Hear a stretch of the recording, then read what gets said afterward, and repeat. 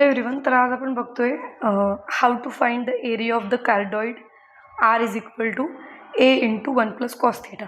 आता हा जो कार्डॉइड शेप आहे किंवा कर्व आहे, हा कसा ड्रॉ करायचा, तर हा कर्व ट्रेसिंग ज्यांनी कोणी लर्न केलेला असेल त्यांना पटकन आयडेंटिफाय होईल की कार्डॉइडचा शेप कसा असतो. ज्यांनी कर्व ट्रेसिंग लर्न केलेलं नाही आहे त्यांच्यासाठी मी इथं डायरेक्ट सांगणार आहे की कार्डॉइडचा शेप कसा दिसतो. ओके, त्यासाठी आपण काय करणार आहे,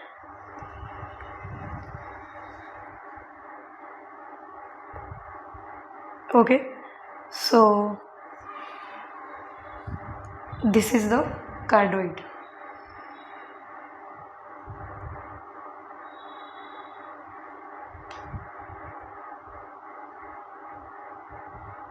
ओके, ॲक्च्युली सिमेट्री असते.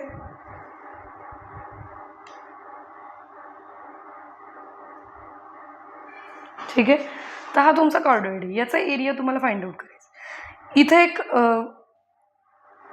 गडबड झाली आहे, एक minute. We have to draw symmetric like this.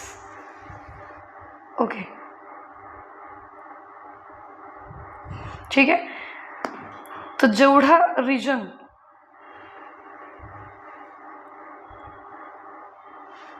X ॲक्सिसच्या वरती आहे तेवढाच रिजन वाय ॲक्सिसच्या एक्स ॲक्सिसच्या खाली पण आहे. ठीक आहे, तो आपण ब्ल्यूने शेड करूयात.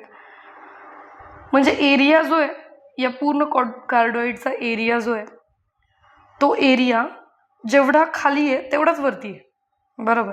आता आपल्याला काय करायचं आहे की हा जो कार्डॉइड आहे तो तुम्हाला रेक्टँग्युलर कोऑर्डिनेट्स किंवा रेक्टँग्युलर कर्व्समध्ये दिला आहे का, रेक्टँग्युलर कोऑर्डिनेट्सच्या फॉर्ममध्ये दिलेला आहे का? नो, तो दिलेला आहे पोलार फॉर्म्समध्ये, बरोबर. सो आपण डायरेक्टली तो पोलार फॉर्ममध्येच लिहिणार आहे, r is equal to a into 1 + cos theta. आता हा जो काही रिजन आहे, ओके, येलो आणि ग्रीनचं कॉम्बिनेशन, याचा एरिया तुम्हाला फाइंड आउट करायचं आहे. वेअर येलो रिजन जो आहे आणि ग्रीन रिजन जो आहे तो ॲक्च्युली मेजरमेंट दोघांचं सेमच आहे, एरिया सेमच आहे, बरोबर. सो फक्त येलोचं जरी तुम्ही फाइंड आउट केलं आणि त्याला 2ने मल्टिप्लाय केलं की कम्प्लीट कार्डॉइडचा रिजन एरिया तुम्हाला मिळून जाईल, बरोबर. तर आता जनरली एरिया काय असतो, एरिया असतो double integrate 1 the region R dx dy. Okay, पण इथं जे तुमचे कोऑर्डिनेट्स आहेत ते पोलार कोऑर्डिनेट्स आहेत, म्हणजे आर आणि थीटामध्ये या रिजनला तुम्हाला कन्वर्ट करावं लागेल, बरोबर. सो 1 dx dy काय असतो in terms of polar coordinates, आपण ऑलरेडी मागच्या एका व्हिडिओमध्ये बघितलेलं आहे.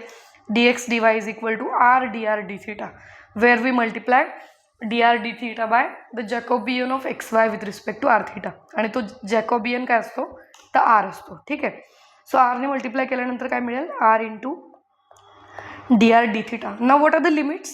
लिमिट्सचा विचार करताना आता तुम्हाला काय करायचं आहे की तुमचा थीटा आणि तुमचा आर कुठून कुठं व्हॅरी होतोय हे तुम्हाला चेक करायचं. आता आपण फक्त अप्पर रिजन जो आहे तुमचा, ओके, त्याचंच फक्त आपण इंटिग्रल फाइंड आउट करणार आहे. लोअर रिजन जो आहे तो तेवढाच आहे. सो आपण सिम्पली काय करूयात, let the upper region be R1 and let the lower region be R2. So R1 रिजनवर मध्ये जो एरिया मिळेल तुम्हाला, R1 रिजनचा एरिया, त्याला फक्त 2ने मल्टिप्लाय करूयात. मग आपल्याला काय मिळेल, R1 युनियन R2 या दोन्ही रिजन्सच्या युनियनचा एरिया मिळेल. ठीक आहे, so 2 times integrate over R1. तर R1 जो रिजन आहे त्याच्यामध्ये तुमचा पॉईंट जर इथं असेल या ॲक्सिसवरती, तर अँगल काय फॉर्म होतो with positive x axis 0 form होतो. सो लोअर लिमिट जे आहे थीटाच्या विथ रिस्पेक्ट टू ते काय येणार आहे, 0 येणार आहे. What will be the upper limit. जर तुमचा पॉईंट इथं असेल तर तो असा काहीतरी अँगल येईल, पॉईंट इथं असेल तर तो अँगल असा काहीतरी येईल, 90 येईल. म्हणजे ॲक्च्युली तो असं करत करत कुठपर्यंत येऊ शकतो, परत या पॉईंटपर्यंत येऊ शकतो. म्हणजे कुठंपर्यंत चालला आहे तुमचा theta, it is varying from 0 to π, बरोबर. इथून इथपर्यंत तो चाललेला आहे. म्हणजे काय, इथून इथपर्यंत किती अँगल होतो तो पाय होतो. म्हणजे lower limit is 0 and upper limit is पाय. ठीक आहे, कसं चेक केलं आपण, आर्बिट्ररी पॉईंट्स घेतले या रिजनमधले आणि मग चेक केलेलं आहे. ठीक आहे, 0 to π. आता आरचे लिमिट्स काय आहेत, जर तुमचा पॉईंट इथं असेल ॲट ओरिजिन तर तुमची रेडियस किती आहे, 0. म्हणजे मिनिमम रेडियस किती आहे तुमची, आरची व्हॅल्यू किती आहे, 0. मॅक्सिमम आरची व्हॅल्यू कशी मिळणार आहे, तर या बाउंड्रीवरच्या कुठल्या पण पॉईंटला तुम्ही घेतलं की तिथं तुम्हाला मिळेल आरची मॅक्सिमम व्हॅल्यू. ओके, तर ती आरची मॅक्सिमम व्हॅल्यू या कर्ववरती लाय होते, म्हणजेच काय a into 1 plus cos theta होते, कारण या कर्ववरती या कर्वचं इक्वेशन काय आहे, r is equal to a into 1 plus cos theta. So आरची व्हॅल्यू मिळून गेली आणि ती काय मिळाली, a into 1 plus cos theta. आता बेसिक प्रश्न मुलांच्या मनामध्ये येऊ शकतो की 1 मायनस असेल तर काय होईल. तर 1 मायनस असेल तर तो फक्त काय होणार आहे, असा मिरर इमेज दिसेल या शेपचा, बरोबर, म्हणजे तो असा असेल या साईडला, ठीक आहे, आणि असा शेप असेल त्याचा at the origin. Okay, so इथं आपल्याला पॉझिटिव्हच दिलेले म्हणून आपण पॉझिटिव्हचाच विचार करतोय.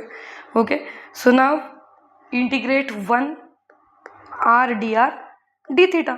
So it is equal to 2 times 0 to pi आरचं integration r square by 2. Okay, limits 0 to a into 1 plus cos theta d theta. Okay, so it is equal to 2 times 0 to pi a into 1 plus cos थिटाचा square, बरोबर, a into 1 plus cos थिटाचा square divided by 2 is constant, take it outside, so 2/2 होईल बाहेर, ठीक आहे, minus 0, 0चा square 0, ठीक आहे. So this is your integrand. Okay, 2 cancel होऊन जाईल, 0 to pi a into 1 plus cos थिटाचा square, a square into 1 plus cos थिटाचा square d theta. Okay, so it is equal to, take a square in common, कारण a square हा constant, a constant आहे. Okay, 0 to pi 1 plus cos theta bracket square, it is 1 plus 2 times 1 into cos theta, that is 2 cos theta plus cos थिटाचा square cos square theta, ठीक आहे, d theta. इथं basic trigonometric फॉर्म्युले तुम्ही वापरू शकता. Okay, 2 cos थिटाचं integration तर तुम्हाला इझिली काढता येईल, फक्त प्रश्न आहे 1 प्लस कॉस स्क्वेअर थिटाचा. तर 1 प्लस कॉस स्क्वेअर थिटासाठी is there any identity. Okay, check करायचं की आपल्याकडे आयडेंटिटी आहे का, नसेल तर you can use basic trigonometric फॉर्म्युली. कॉस स्क्वेअर थिटासाठी तुम्ही काहीतरी असं करू शकता की क्वाड्रेटिक टर्म जी आहे किंवा स्क्वेअर जो आहे तो निघून जाईल आणि सिंगल डिग्रीमध्ये काहीतरी इक्वेशन मिळेल, बरोबर. त्यासाठी बेसिक फॉर्म्युला जो आहे तुमचा तो वापरा. कुठला फॉर्म्युला, तर 1 प्लस कॉस थिटा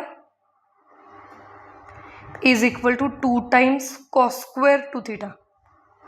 ओके, हे तुम्ही वापरू शकता. ॲक्च्युली इथं 1 प्लस ॲक्च्युली 2 जो आहे तो इकडं हवा आहे. Okay, 2 cos square theta is equal to 1 plus cos 2 theta, हा फॉर्म्युला आहे तो. हा तुम्ही यूज करू शकता. स्क्वेअरचं कन्वर्जन कशामध्ये झालं, सिंगल डिग्रीमध्ये, बरोबर, फक्त अँगलला मल्टिप्लाइड बाय 2 केलेलं आहे. तर हा फॉर्म्युला इथं वापरता येईल कॉस स्क्वेअर थिटासाठी. ओके, मग काय वापरता येईल कॉस स्क्वेअर थिटासाठी, 1 प्लस कॉस स्क्वेअर थिटा, किंवा फक्त कॉस स्क्वेअर थिटासाठी काय वापरता येईल, 1 plus 2 cos theta as it is. Cos square थिटासाठी you can use 1 plus cos 2 theta divided by 2, ठीक आहे, d theta. Close the bracket. So it is equal to a square 0 to pi, हे limits आहेत ते विसरायचे नाहीत, ठीक आहे. So 0 to pi 1 plus 2 cos theta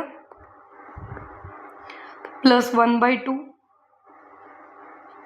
plus 1/2 cos of 2 theta d theta.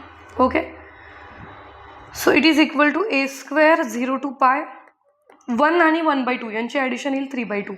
So 3/2 plus 2 cos theta plus 1/2 cos of 2 theta, close the bracket, d theta.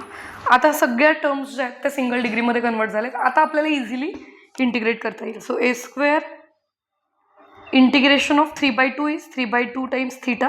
Okay, कारण आपण with respect to theta integrate करतोय. 2 cos थिटाचं integration, cos theta कोणाचं derivative आहे, sine थिटाचं. So 2 times sine theta plus cos of a x असेल तर त्याचं इंटिग्रेशन काय येतं, कॉस ऑफ ए एक्सचं इंटिग्रेशन येतो sine of a x divided by a. Okay, so या केसमध्ये 1/2 is constant, carry it as it is. Cos 2 थीटाचं integration sine 2 theta divided by 2. Okay, divided by a is there, so divided by 2. Limits 0 to pi. Okay, so it is equal to a square 3/2 theta. Okay, let me substitute the limits. Theta ची value upper limit काय आहे, pi. So pi टाकलं, plus 2 sin pi plus 1/2 into 2 is 1/4 sine of 2 pi. Okay, minus 3/2 into 0 is 0, 2 sin 0 is 0 and sin of 2 into 0 is also 0. So everything is 0 after putting lower limit. So a square into 3 pi divided by 2. sin pi ची value पण 0 आणि sin 2 pi ची value पण 0. So पुढच्या दोन्ही terms 0 होऊन जातात. बरोबर. So what is the final answer? 3a² pi divided by 2. This is the area of this cardioid. Okay, फक्त मायनस जर आलं मध्ये तर फक्त फ्लिप करायचे, म्हणजे मिरर इमेज घ्यायची. ओके, या कार्डोइडची. तर अशा पद्धतीने पोलारचा यूज करून पण आपण एरिया फाइंड आउट करू शकतो. हे जे 2 एक्झाम्पल्स आहेत, आत्ता घेतलेले आणि लास्ट व्हिडिओमध्ये घेतलेले, हे 2 इम्पॉर्टंट एक्झाम्पल्स आहेत. व्हिडिओ आवडला असेल तर नक्की लाईक करा, तुमच्या फ्रेंड्ससोबत शेअर करा, चॅनलला सबस्क्राईब केलं नसेल तर नक्की सबस्क्राईब करा आणि बेल आयकॉन प्रेस करायला विसरू नका. थँक्यू.